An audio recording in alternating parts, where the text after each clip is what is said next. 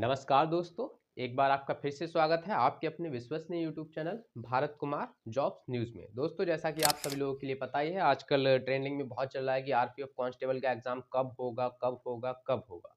दोस्तों, मैं आप लोगों से यही कहना चाहूँगा, आप लोग अपनी परीक्षा की तैयारी करिए अच्छे से। एग्जाम जब भी होगा आप लोगों के लिए पता चल ही जाएगा, मेरे माध्यम से और भी गवर्नमेंट की साइट्स हैं, यूट्यूब चैनल हैं, उनके माध्यम से। तो मेरा कहना यही है कि आप लोग बस दिलो जान से अपने एग्जाम की तैयारी करिएगा। ठीक है दोस्तों, आप लोगों के लिए जब भी आरपीएफ कांस्टेबल का एग्जाम होगा जानकारी मिल जाएगी।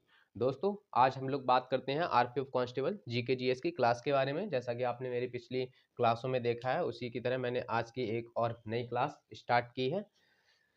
नया टॉपिक लेकर आया हूँ जीके जीएस का, जिसमें बहुत इंपॉर्टेंट क्वेश्चन है जो आप लोगों की परीक्षा में आएंगे। चलिए दोस्तों, हम लोग स्टार्ट करते हैं आज की क्लास। देखिए दोस्तों, पहला क्वेश्चन है यहाँ पर, कपास का सबसे बड़ा उत्पादक देश कौन सा है। ठीक है बच्चों, तो कपास का सबसे बड़ा उत्पादक देश कौन सा है, तो वह हो जाएगा हमारा चीन। ठीक है, चीन में सबसे ज्यादा कपास होती है। चलिए, आंध्र प्रदेश का लोक नृत्य क्या है, तो आंध्र प्रदेश का जो लोक नृत्य है वह क्या है, तो वह हो जाएगा बच्चों ओटम थेडर। ठीक है, ये आंध्र प्रदेश का लोक नृत्य है। चलिए, तीसरे क्वेश्चन की तरफ चलते हैं। यहाँ पर देखिए लिखा है, विरूपाक्ष मंदिर किस राज्य में स्थित है, तो विरूपाक्ष मंदिर की अगर बात करें बच्चों, तो वह हमारा कर्नाटक राज्य में हो जाएगा। ठीक है, चलिए चौथे क्वेश्चन की तरफ चलते हैं। तो हरिद्वार शहर किस नदी के तट पर स्थित है, हरिद्वार शहर किस नदी के तट पर स्थित है, तो वह हमारा हो जाएगा गंगा नदी। ठीक है बच्चों, चलिए देखिए, मैं वन लाइनर क्वेश्चन इसलिए लेके आता हूँ, इनको याद करने में बहुत ही आसानी हो जाती है। ठीक है ना, तो इसलिए मैंने ये वन लाइनर क्वेश्चन, और इसी तरीके से आते भी हैं एग्जाम में। इसमें कुछ क्वेश्चन ऐसे भी हैं जो पिछली परीक्षाओं में पूछे गए हैं। चलिए नेक्स्ट क्वेश्चन की बात करते हैं। कुवैत के मुद्रा का क्या नाम है। देखिए, कुवैत एक देश है जो वहां की मुद्रा है, जैसे अपने इंडिया में रुपया होता है वैसे ही वहां पर वो लोग मुद्रा बोलते हैं। तो इसकी जो करेंसी है, इसका नाम है कुवैत डायनार।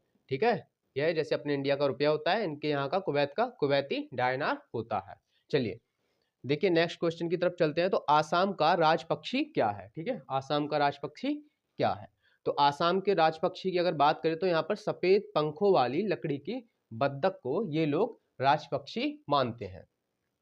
चलिए नेक्स्ट क्वेश्चन की तरफ चलते हैं। भारतीय आइंस्टाइन के रूप में किसे कहा जाता है। ठीक है, देखिए भारतीय आइंस्टाइन किसे कहा जाता है, तो वह कहा जाता है बच्चों नागार्जुन को। ठीक है, भारतीय आइंस्टाइन नागार्जुन है। चलिए आठवें क्वेश्चन की तरफ चलते हैं। डल झील किस शहर में स्थित है। ठीक है, तो डल झील हमारी किस शहर में स्थित हो जाएगी बच्चों, श्रीनगर में। तो डल झील हमारी श्रीनगर हो जाएगा इसका आंसर। चलिए क्वेश्चन नंबर 9 की तरफ चलते हैं। तरल पदार्थ का घनत्व गर्म करने पर क्या हो जाता है। ठीक है, तरल पदार्थ का घनत्व गर्म करने पर क्या हो जाता है, तो वह हो जाता है कम। ठीक है, तरल पदार्थ का जो घनत्व है वह गर्म करने पर कम हो जाता है। चलिए नेक्स्ट क्वेश्चन की तरफ चलते हैं। वर्ष 2017 में साहित्य के क्षेत्र में पुरस्कार किसे मिला था। ठीक है, तो 2017 में साहित्य के क्षेत्र में पुरस्कार किसे मिला था, तो ये हमारा हो जाएगा काजुओ इसिंगुरु को मिला था साहित्य के क्षेत्र में। चलिए 11वें क्वेश्चन की तरफ चलते हैं। किन दो ग्रह के उपग्रह नहीं है। ठीक है, यानी कि किन दो ग्रह के उपग्रह नहीं है, तो भाई आंसर हमारा हो जाएगा बुध और शुक्र। ठीक है, बुध और शुक्र के उपग्रह नहीं है बच्चों। चलिए क्वेश्चन नंबर 12 की तरफ चलते हैं। भारत में सबसे पुराना रेलवे इंजन कौन सा है, तो भारत का सबसे पुराना रेलवे इंजन कौन सा है, तो वह मैं आप लोग के लिए बता दूं, भारत का सबसे पुराना जो रेलवे इंजन है वह है फेरी क्वीन।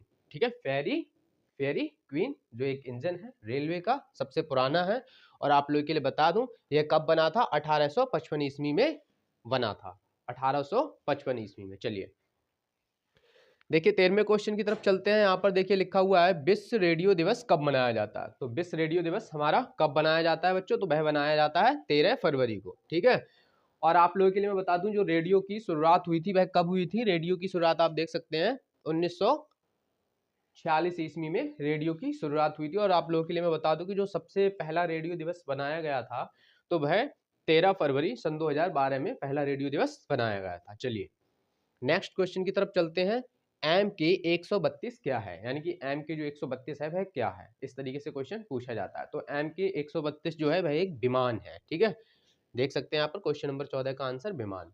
चलिए लास्ट क्वेश्चन की बात करते हैं, क्वेश्चन नंबर 15। आजाद हिंद फौज का विचार किसने सुझाया था? ठीक है, आजाद हिंद फौज का विचार किसने सुझाया था? तो वह सुझाया था कैप्टन मोहन सिंह ने। ठीक है, कैप्टन मोहन सिंह ने आजाद हिंद फौज का विचार सुझाया था। जो इसकी बैठक जो हुई थी, गठन 1942 में हुआ था, और आप लोगों के लिए बता दें जून 1942 में हुआ था। ठीक है, देखिए बच्चों इसी तरीके के क्वेश्चन एग्जाम में पूछे जाते हैं। वन लाइनर मैंने बनाए हैं ताकि आप लोगों के लिए आसानी से याद हो जाएं।